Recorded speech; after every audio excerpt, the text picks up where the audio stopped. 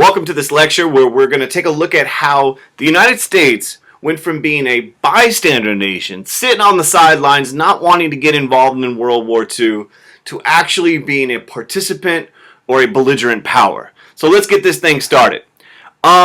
What you need to realize is there was a lot of bitterness in the United States regarding our participation in the First World War. World War I was looked upon as a mistake amongst a lot of Americans. In fact, in 1934 to 1936, you have something called the Nye Commission. And I know what you're thinking, Bill Nye, the science guy, awesome, I love him. No, actually, someone even more popular, the Republican Senator Gerald Nye. And basically what this Senate committee came up with was, in their investigation, they basically determined, in looking at the causes of World War I, why America entered into it, they came up with the conclusion that it was the result of Hey, must be the money. money. Hey, must be the money. They basically said that American bankers and arms manufacturers, weapons manufacturers, caused U.S. entry into World War I. That the reason we got dragged into this thing was because of economic factors, that some people made a lot of money off the war, and that this was the main reason, not those things that Wilson talked about, making the world safe for democracy, the war to end all wars. That was all hogwash. This was a mistake. In fact, in 1937, they did a poll. 70% of Americans thought we should have stayed the heck out of World War I. So the Nye Commission kind of enforces what people felt World War I was a mistake. And if you remember, there were all those writers during the 1920s, the Lost Generation, who wrote about the kind of insanity of this war, and people just wanted to avoid it altogether. Here's what happens. Even before World War II breaks out, Congress, the legislative branch of the U.S. government, legislates neutrality. They pass laws to guarantee that if a war breaks out, that the United States will avoid it. And there's a couple of laws that are passed, and they're passed in between the years 1935 and 1937. Now keep in mind, look right there, that's 2 years before World War II even starts. And basically the Neutrality Acts, which were passed by Congress, was an effort to keep the U.S. out of the potential war that was about to occur in Europe. We want to kind of avoid this madness. We want to stay out for my sake as well as your own. We want to stay out of this stuff. We want to, we have this Atlantic Ocean in between us and Europe. We want to stay the heck out of this thing. And they pass these acts, and they actually do certain things. They look back at kind of the lessons as they saw them of World War I, and they came up with a couple of different laws to deal with those lessons. First one, when it came to American ships or nations that are at war, the answer under the Neutrality Acts was, You can't touch this. you can't touch this. You can't touch this. And basically what the act said Touch this. was no American could sail on a belligerent ship. A nation at war, no person, no American citizen could sail on a ship of a nation which was at war. And the idea behind this is simple. If Americans are not on ships, for example, the British or the French or whoever happens to be at war, they can't die. And if they can't die, there won't be some outcry as there was when, for example, the Lusitania sunk during World War I. So that was one of the Neutrality Acts. But they went a step further. Another thing is, and this goes back to the lessons of the Nye Committee, well, what about if a nation is at war and they want to buy American weapons? The answer under the Neutrality Acts is, you can't touch this. You can't touch this. You can't touch this. You can't touch this. Under the Neutrality Acts, it outlawed the sale of weapons or loans to any nations that were at war. And this is a lesson from World War I, as they saw the lessons of World War I, that we should avoid, that there should not be any weapons or loans sold to any nation who is at war. Now you got to keep in mind something here. There's no distinction between victim and aggressor. So if a country invades another country, they're at war, they can't get the weapons or loans regardless. This is going to be a problem, for example, when Japan invades China. So these neutrality acts were passed with the goal of keeping us out of a potential conflict. Now, back to Europe. Well, what happens is in September of 1939, after all the efforts at appeasement of trying to kind of avoid a war amongst England and the rest of the European powers, Germany invades Poland and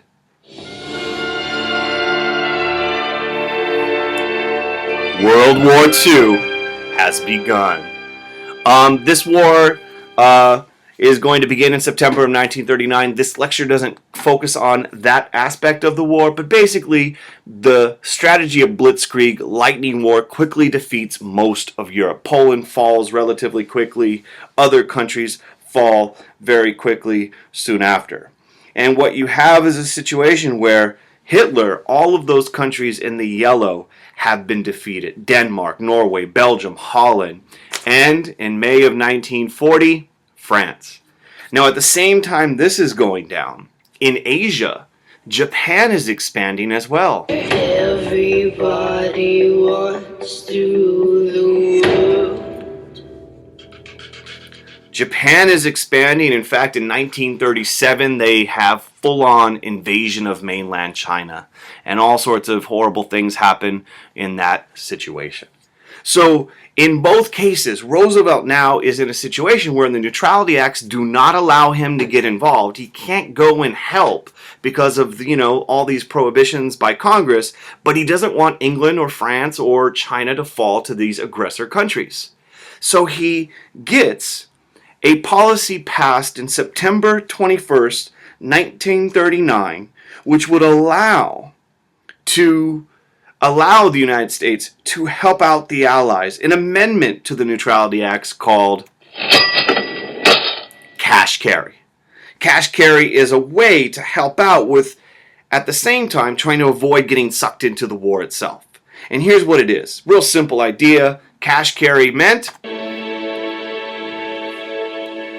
Allies could purchase weapons,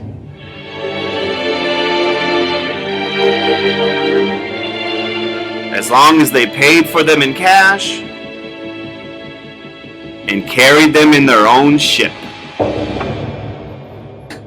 And this policy reflects the public mood of wanting to aid the Allies while staying out of World War II. Now the war has begun. This is Roosevelt and the American public's way of helping without involvement, direct military involvement. So cash carry is put in place, and we'll see how that works out in just a moment. The concept is simple, though. Help the Allies now to win, so our men will never be necessary cash and carry. Now, like I mentioned, Hitler, Italy, Japan are very successful. Blitzkrieg, lightning war, quickly defeats mainland Europe. In June of 1940, France falls to the German war machine. There is Hitler taking a selfie right near the Eiffel Tower. In fact, the fall of France is shocking to many Americans. How did France fall so quickly? And for many Americans, this was a wake-up call, especially for Franklin Roosevelt, that this situation needed more U.S. involvement. But the question was how? How were you going to do it without getting involved directly in the fighting? In fact, by September of 1940, you have a situation where country after country has bit the dust. Another one bites the dust. Another one bites the dust. And another one goes. And Churchill is the leader of England. Winston Churchill is demanding, pleading for aid from Franklin Roosevelt in the United States, because what happens next is Germany begins preparing for a potential invasion of England, of Great Britain. They start bombing. They start bombing England, and this, of course, is the very famous Battle of Britain. You know, they have already taken down others from Czechoslovakia, Austria, Poland, Denmark, Norway, Holland, Belgium, France, and now Britain's left to go see the Nazis' dentists. The Battle of Britain takes place. We'll cover that in class. And it is the bombing of England. The city of London and other cities are bombed every night for like 70-something days. And Countless civilians are killed as the German Air Force tries to bomb the country of England into submission. And remarkably, the people of England survive and persevere and do not surrender. Winston Churchill as their leader. And in September of 1940, while England is being bombed, Roosevelt signs the Selective Service Act, which is the first time ever in our history you have a draft during a time of peace. Under the Selective Service Act, all men between the ages of 21 and 35 years of age had to register for the draft. First time ever that we had this put in place at a time when our country was not at war. So there's this sense that we need to get ready. We need to help out. But there's also this sense that we want to stay out of the fighting. And what you have in the United States is Roosevelt kind of torn between all these different competing interests. The desire to help out the Allies, but also the desire to remain neutral. And there's these different organizations that are saying, should we stay or should we go? Darling, you got to let me know. Should I stay or should I go? You know, do we intervene? Do we have non-intervention? Do we remain isolated? What should be the policy of the United States? And like I said, you have groups like Committee to Defend America. And their whole idea was, if we want to avoid the brand, if we want to avoid getting attacked by the Nazis, the only way we're going to do this is if we help out England. By defending the Allies, we defend America, because they're doing the fight that we don't want to.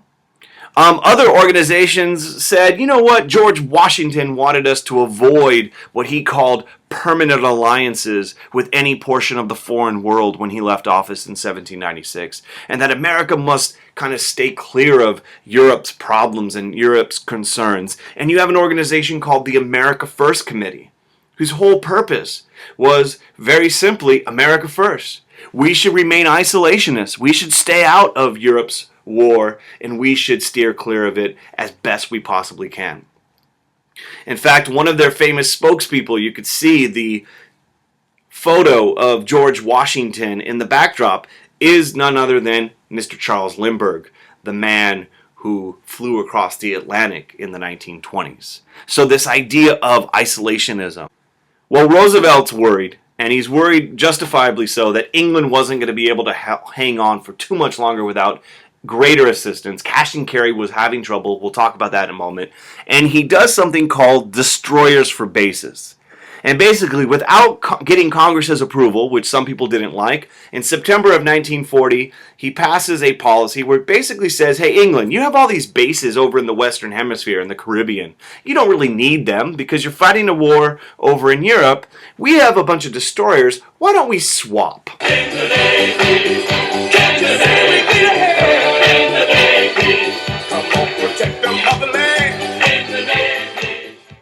Why don't we swap these destroyers for bases? So England, you're going to give us bases, for example, in Bahamas or Jamaica or other parts of your former empire.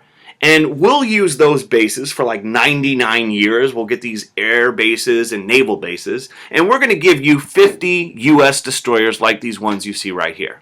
Those are going to help you fight the Nazis. The naval bases that we're going to get, so we're kind of getting something. We're doing a little swap here, and this angers many isolationists, but he gets enough people to support it, and he goes along and does it. Now, in the middle of all this, Roosevelt runs for a historic third term. He runs for an historic third term, a whole bunch of issues. Press pause, you could read what it says, but basically, Roosevelt wins re-election. Never has been done before, never probably will unless the Constitution is changed. He wins a third term, and here is his dilemma. He wants to help the Allies, but he doesn't want to send troops and become involved in World War II. The American people, even 1 month into the war, said, should the U.S. do everything possible to help England and France win the war? 62% said yes. Now we're talking 1940 and France has fallen. We want to help, but there's a problem. And the problem with cash carry, it sounds great, and on paper it's a wonderful idea. Pay cash and carry it. But the problem is this.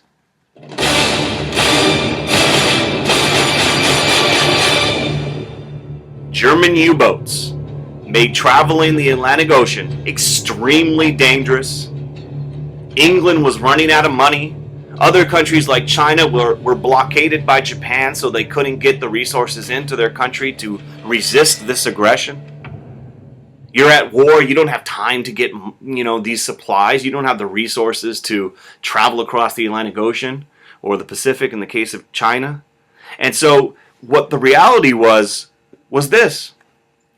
The situation in Europe was bad. England was holding on, thankfully, but traveling across the Atlantic Ocean, for example, England's case, going from here all the way to the United States, you have sunk my battleship. Was complicated by the presence of these German U-boats. This is one of the few German U-boats that the United States captured intact. It is in the Museum of Science in Chicago. Fascinating museum, fascinating visit to go see this U-boat. It's huge. Inside the museum, they show you the number of ships sunk by the Axis powers' navies. You can see that number only goes up as the war drags on. A lot of wonderful, handsome people like this guy risked their lives during World War II. And the German U-boat, you can go inside it in the museum, and it's pretty remarkable to see this machine of war. This is the U-boat from a different angle, torpedoes, and basically the situation is this. Churchill wants help. Roosevelt can't because of these neutrality acts. Cash carry was only as effective as the cash and the carry capabilities were there, and they weren't. Churchill wants help, and Frank has a plan. And this is kind of one of those things that happens. Roosevelt says, what if we come up with a different plan to replace cash carry? And this plan would be really simple. We would get rid of the cash provision. England doesn't have enough money. China doesn't have enough money. We'll get rid of the cash provision. And basically what we will do is we will lend the weapons to the Allies so that they can become victorious. All over the place singing, we will rock you. We will rock you. And this is the Lend-Lease Act, passed in March of 1941. Lend-Lease Act basically is what it says. We would lend the supplies to the Allies. We would get rid of the cash provision, and they would get the planes, the tanks, and the other equipment they need. We, the United States, would become the great arsenal of democracy. We would be the ones fighting by providing the economic means to do the fighting for our friends. In fact, some of the sayings were send guns, not sons. This Lend-Lease Act is the equivalent of an economic declaration of war. We are not sending soldiers, but we are sending the materials to the Allies. Roosevelt very famously gives this analogy. Pause it and read it. It's kind of funny, but he says it. Let me break it down in a visual sense. If your neighbor's house was on fire and they ran over to you and asked you to borrow a garden hose so they could put out the fire, you would not tell them, give me money, give me $15 and come get the hose. No, you would be like the brave neighbor. You would lend them the fire hose and allow them to put out the fire. And when the fire's out, they will bring back that hose and give it back. And if it for some reason is damaged, they would replace it. This is the concept of Lend-Lease. And Roosevelt, and even though many isolationists were not happy about this, gets this policy put in place. And like a good neighbor, Roosevelt is there. There's Roosevelt and Churchill. Their friendship would be very important throughout the war. We'll talk more about that later. And Lend-Lease supplies begin to flow to the Allies, but overwhelmingly to England, but also China, and eventually the Soviet Union as well. In fact, one of the problems that was happening is Lend-Lease provided the cash solution, but traveling from the east coast of the United States to England was still very dangerous, and German submarines were sinking British ships faster than the supplies could get there. So beginning in April of 1941, Roosevelt begins ordering U.S. tracking of German U-boats, and it's called the Allied Convoy System. And we are basically escorting British ships with American war supplies to Europe to help out the Allied powers, doing everything from escorting to making sure that if submarines are caught, in fact, they had a shoot-on-sight order. If any Germans' naval fleets were trying to disrupt the supply, the United States would shoot on sight. So what you see happening as time is going on is the United States, because of this fear of an Axis victory, are slowly becoming more and more involved in the war effort on behalf of the Allies. Here is the Allied convoy system in effect. Hitler makes a mistake, and he makes a mistake when England fails to surrender. He fails to conquer England. He turns his attention to the East. He turns his attention to the East, and he decides in June of 1941 that him and Stalin, they were never friends, but definitely not now.